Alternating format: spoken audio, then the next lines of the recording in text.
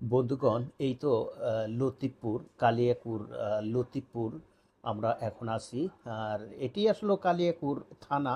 আপনারা সবাই এটা এই জায়গাটি খুব ভালোভাবেই চিনেন। এখানে বিভিন্ন দপ্তর বা অফিস আদালত রয়েছে, সরকারি প্রতিষ্ঠান রয়েছে। কাজেই কালিয়াকুর থানার আন্ডারে যারা যারা আছেন তারা সাধারণত প্রতিনিয়তই এখানে আসা যাওয়া করে থাকেন।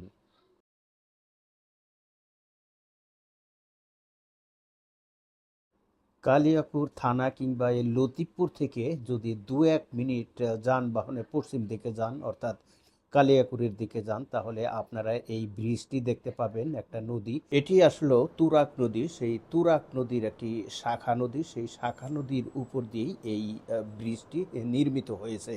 আর এই নদীর উপর দিয়েই এই যে ব্রিজটি দেখতে পাচ্ছেন, এটা অনেক আগে খুব একটা নতুন ব্রিজ ছিল না, তখন পুরাতন একটা ব্রিজ ছিল।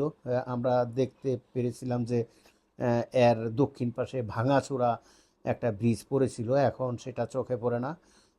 এখন অবশ্যই অত্যন্ত শক্ত এবং মজবুত করে এবং ভালো মানের একটা ব্রিজ নির্মাণ করা হয়েছে, আমরা দেখতে পারলাম। আর তারপরে যে সামনে রুট কালিয়াকুর বাজার যাওয়ার, সেই রুটও কিন্তু অত্যন্ত সুন্দর এবং অত্যন্ত সুন্দর এবং মজবুত করে এই রুটটি তৈরি করা হয়েছে।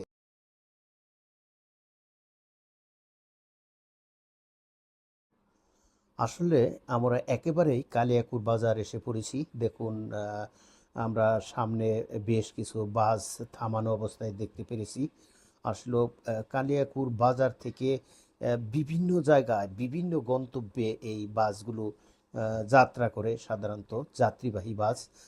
সেই বাসগুলোই আমরা দেখতে পাচ্ছি। আসলে কালিয়াকুর বাস স্ট্যান্ড বললেও এটা ভুল হবে না, অনেক পুরানো বাস স্ট্যান্ড।